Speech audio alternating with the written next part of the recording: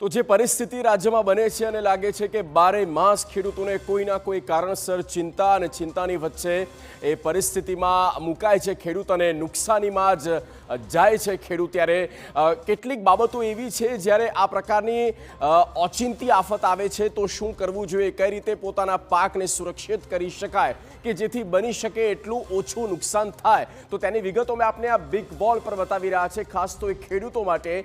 અને સૌથી પહેલા જે કાપણી કરેલ પાક હોય છે તેને ખેતરમાં ખુલ્લો હોય તો તેને તાત્કાલિક ત્યાંથી સુરક્ષિત જગ્યા પર એટલે કે સલામત જગ્યા પર ખસેડી દેવો જોઈએ, ત્યાં ન રાખવો જોઈએ, અથવા તો એ જે પાક છે અને એવી કોઈ જગ્યા ન હોય તો પછી પ્લાસ્ટિક કે પછી તાડપત્રી તેનાથી એ પાકને ઢાંકી દેવો હિતાવહ છે।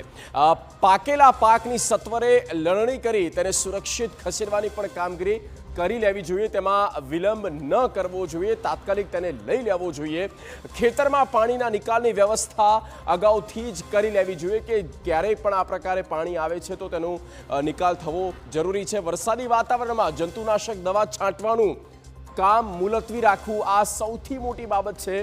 જલ્દી બગડતા પાકોને પ્રાથમિકતા આપીને સલામત સ્થળે ખસેડી લેવા જોઈએ। લાગે એ પાક જલ્દી બગડે એમ છે તો તેને તાત્કાલિક ત્યાંથી હટાવી લેવા જોઈએ અને એ પાકને ત્યાંથી યોગ્ય રીતે સારી જગ્યા પર મૂકી દેવો જોઈએ કે જેથી તે બગડી ન શકે અને તેનો કાપ લઈ લેવો જોઈએ। એપીએમસીમાં ખેત પેદાશોને શેડ નીચે અથવા તો સુરક્ષિત રીતે તેને ઢાંકીને રાખવા આ મહત્વપૂર્ણ અપડેટ એપીએમસી માટે પણ કહી શકાય। ખાતર બિયારણનો જથ્થો પલળે નહીં તે માટે સુરક્ષિત સ્થળે રાખવો જોઈએ। એપીએમસી માર્કેટિંગ યાર્ડમાં એ તમામ લોકો માટે પણ આ મહત્વપૂર્ણ જાણકારી કહી શકાય।